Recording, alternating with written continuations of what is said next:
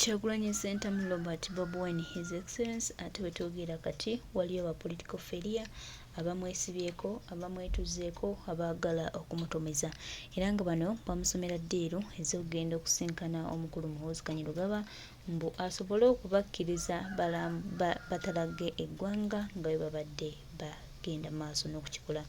Naye ffenna tulina ebibuuzo nti lwaki tuba tugenda fukamirira omuntu okutalaga eggwanga kyetugamba nti ffe tetulina freedom etukkiriza kutambula ggwanga lino nga tetumaze kuyita mu muntu omu. Tuleme nnyo okuwa abantu abamu buyinja, tuleme nnyo kuba batiitiiza abagenda okuba nga tutya buli kimu. Tumanye nti eno eggwanga lyaffe era tulituddemu okulaba nga tulitereeza. Tetutiitiira kubanga buli we tunaatiitiira ate abo abalowooza nti be bategeera ennyo bajja genda mu maaso oluusi n'okukola ebikolwa ebitaliiyo.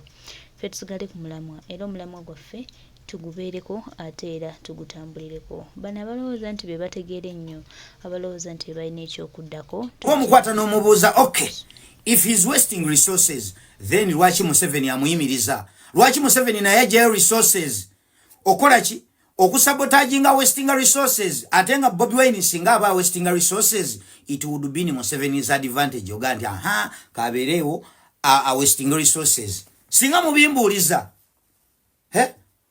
Museveni katika nkubulire ebintu bino ati omuntu alina influence because amanyi what influence does. Mukaseera abaaliwo mu biseera ebyo batunyumiza ne batugamba mukaseera nga alina ebintu bibiri influence ne power yagamba ko abantu ne bayingira banka n'akakadde ne bavaayo n'akasanvu ng'ate buli avaayo teyemulugunya ng'omutima gumuli wamu aga president agambye. So he knows what influence does. Kati Bobi Wine okutambula essaawa eno mu kaseera nga Museveni akimanyi ensi yonna emukooye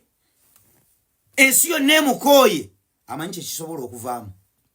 That's why nakoze video yange calling upon unity mu activities ngezo nga njagala ababaka babeere united okubeera mwezi activities because webanga abantu bakeera ne babalonda kitegeeza babakiririzaamu mwina influence, you can influence the society. Ekyo Museveni akitya yensonga lwaki era gwolaba yeebuzaabuza ng'oyo manya wa Museveni kuba Museveni ekyo takyagala unity ate abantu abalina influence yensonga lwaki omulaba n'abayimbi yabakwata n'abateekwa mu nkwawa ze because abayimbi they can influence the society. Bwe babanga basobola okukeera enkya ne bastaging ebivvulu najja nga abantu bazze kumulaba ne basasula abantu ne balwana okuyingira naye nga ne gye balwanira bagenda kwawukana ne sente zaabwe. Kitegeeza those people can influence the society. N'agamba engeri gye sitakyalina influence kankwate bano abalina influence mba dismantling because he knows he has ever tasted the fruits of influence.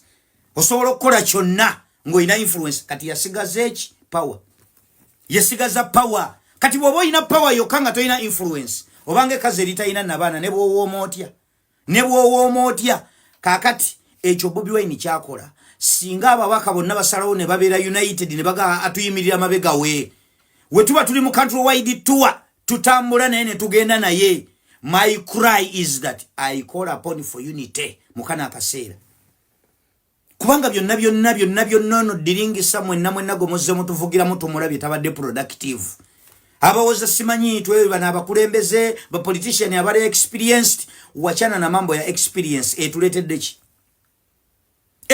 ki always tubadde mu opposition kye tuli wardens ebyo sibye twagala gwanga lya ferifere gwawo lyono ne kali gwawo kati nga gwo tuwoleza simanyi atenze kankolebwe nti omubaka yeebuzaabuza nga tabeera mu activities ezo omanya mukama we yamugaya tetukulabawo because buli mubaka I believe webanga abantu b'ekitundu kyo baakulonda you can influence those people to do something. Museveni akimanyi nti abantu bwe bakeera nga bagambye nti ababaka bagambye omukulembeze ayogedde n'abayimbi bazze ne bagamba abantu bwe bawulira nti abo bagambye bagamba bugambye ate abo bagamba ate ffe tuba tulina ekirala kyetuddamu. Bw'abanga yeepyerako nga it was only one region mujjukira bulungi ku Bugerere Saga ne yeepyerapyera amanyi ekisobola okuddirira. Bwe bibanga eno yonna tubigezezzaako biganye eyo alternative mu gavumenti zonna ezigudde ez'abadikiteeta bantu be bakigusiza kana akaseera ke tulimu ka kusensitizing abantu babaka kusitukira wamu buli activity ekolebwa. There should be unity mwenane musituka in a collective way. Yes, ababaka bagamba ebigambo bino bimuwozambu ababaka balina kubeera mu parliament bwe babaddeyo kyekiri productive kye tubafunyemu eyo kebeerenga ttulu ebeerawo ekituwa enkizo okubeera nga musigala mu pule nga bannabyabufuzi nga bapolitician nti kisobola okuwa obuyinza ne right okutambula ng'okola activities. Naye ebyo bye muddamu simanyi fe ababaka tetulina kutambula bwe tetulina kutambula bwe Honorable Rutamaguzi yatero kyogera mbu simanyi we are in an abnormal situation. So that means if we are in an abnormal situation we cannot act in normal. Hey, bwebanga ebintu bwebanga parliament esobola okubeeramu engumi nebeeramu ab'emmundu kitegeeza eyo situation eri abnormal. So you want to act in normal. Musimanyi fe tetulina kutambula tulina kubeera mu parliament bwe mubaddeyo mukozeeyo ki. Please, with due respect, nsaba ababaka sawa ya kusensitizing abantu ahead of 2026. Hamot neza sina mubaka gwe nnumba but mwenamba gamba muzukuke Museveni olaba temuyina kumuleka kussa ngane bwatatuleka kussa mumutunulire emirundi jonna. He's keeping us busy. Tuva mu kina atuzza mu kino bwayola abaana bwakola kino tatuleka kulowooza. Kati bwaba ye tatuleka kulowooza mwe lwaki mumuleka okulowooza? Why do you let him think? Mwino mukipinga nenga ali busy ngana fe bwatu kipinga busy bimeka byakole bitu kipinga busy abajja mu kina abazza mu kino. It doesn't let you think. Kati umbanga mwina opponent ngoyo who doesn't let you breathe. Mwe lwaki mumuleka okuliza? Lwaki Museveni na yaje resources okola ki okusabotaginga wasting resources atenga Bobi Wine singa aba wasting resources it would be in Museveni's advantage ogandi kaberewo a wasting resources singa mubimbuliza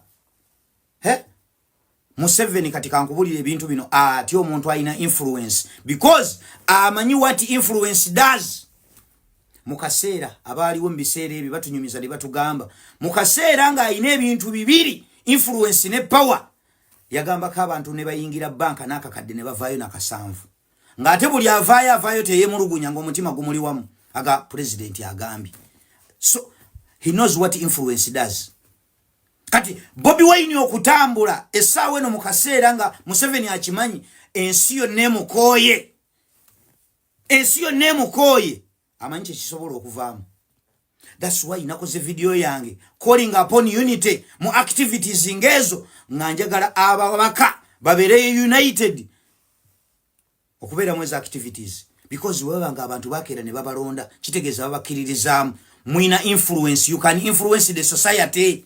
Ekyo Museveni akitya yensonga lwaki era gwolaba yeebuzaabuza ng'oyo manya wa Museveni kuba Museveni ekyo takyagala unity ate abantu abalina influence yensonga lwaki omulaba n'abayimbi yabakwata n'abateekwa mu nkwawa ze because abayimbi they can influence the society. Bwe babanga basobola okukeera enkya ne bastaging ebivulu najja nga abantu bazze kumulaba ne basasula abantu ne balwana okuyingira naye nga ne gye balwanira bagenda kwawukana ne sente zaabwe. Kitegeeza those people can influence the society. N'agamba engeri gye sitakyalina influence kankwate bano abalina influence mba dismantling because he knows he has ever tested the fruits of influence. Osobola okukola kyonna ng'olina influence kati yasigaza eki power. Yesigaza power. Kati bw'oba olina power yokka nga tolina influence obange kazi eritalina nabaana ne bw'owooma otya kaakati ekyo Bobi Wine kyakola singa ababaka bonna basalawo ne babeera united ne baga atuyimirira mabega we tuba tuli mu country wide tour tutambula naye ne tugenda naye. My cry is that I call upon for unity mukana akaseera kubanga byonna ono diringisa mwenna gomozze mutuvugira mutumulabye tabadde productive. Abawoza simanyi twe bana abakulembeze ba politician abale experienced wachana na mambo ya experience etuletedde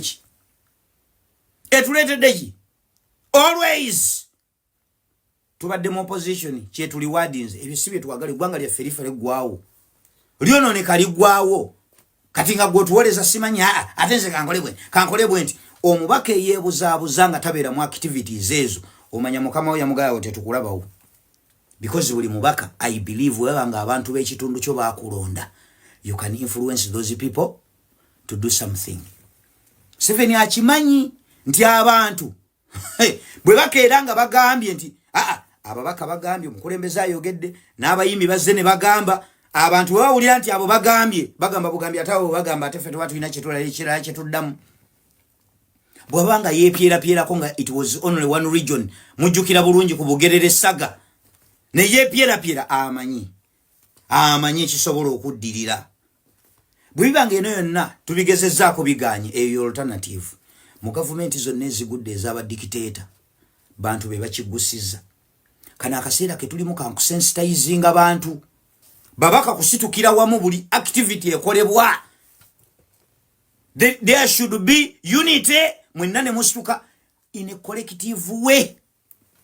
Yes, ababaka bagamba ebigambo bino bimuwozambu ababaka balina kubeera mu parliament bwe babaddeyo kyekiri productive kye tubafunyemu eyo kebeerenga ttulu ebeerawo ekituwa enkizo okubeera nga musigala mu pule nga bannabyabufuzi nga bapolitician nti kisobola okuwa obuyinza ne right okutambula ng'okola activities naye ebyo bye muddamu simanyi fe ababaka tetulina kutambula Honorable Rutamaguzi yatero kyogera mbu simanyi we are in an abnormal situation. So that means if we are in an abnormal situation we cannot act in normal.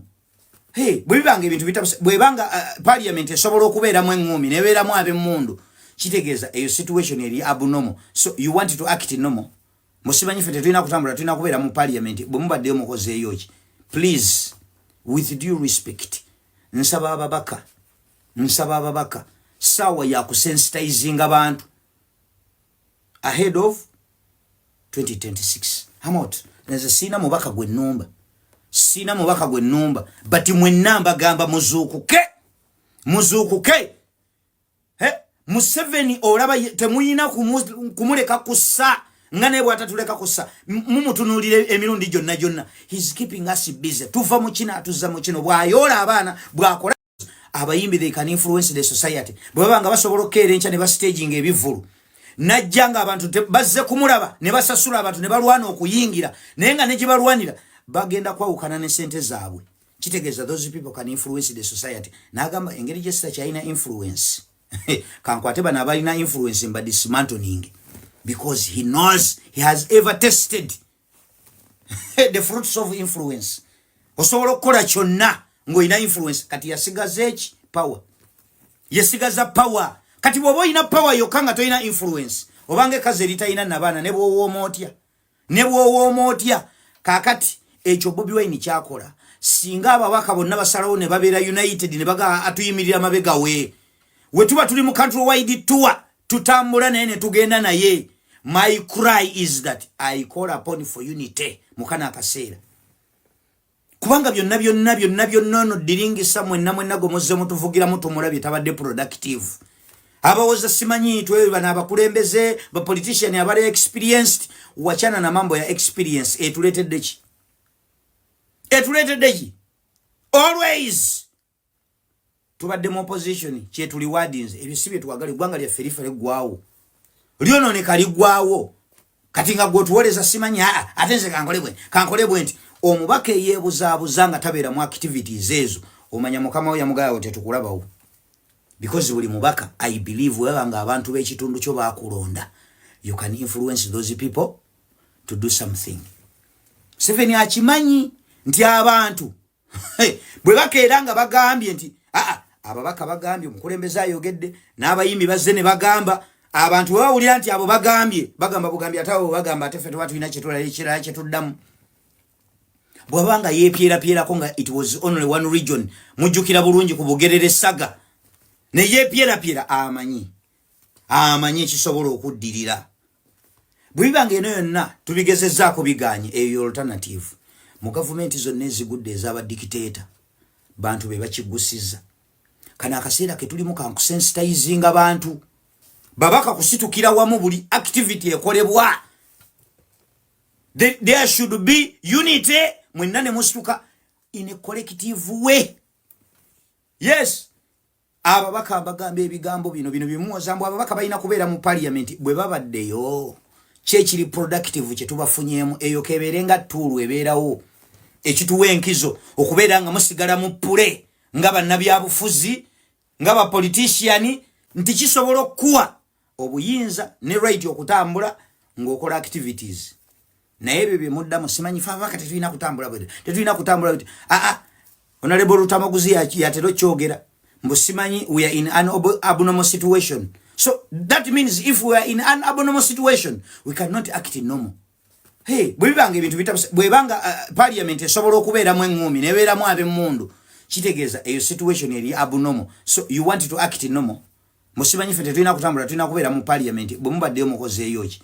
Please with due respect nsaba ababaka sawa ya kusensitizing abantu ahead of 2026. Hamot neza sina mubaka gwe nnumba but mwenamba gamba muzukuke Museveni olaba temuyina kumuleka kussa ngane bwatatuleka kussa mumutunulire emirundi jonna he's keeping us busy tuva mu kina atuzza mu kino bwayola abaana bwakola kino tatuleka kulowooza kati bwabaye tatuleka kulowooza mwe lwaki mumuleka okulowooza? Why do you let him think? Mwino mukipinga nenga ali busy ngana fe bwatu keepinga busy bimeka byakole bitu keepinga busy abajja mu kina abazza mu kino abazza mu kino. He doesn't let you think. Kati umbanga mwina opponent ngoyo who doesn't let you breathe mwe lwaki mumuleka okusa bibadde kibino bigwagwa bisiru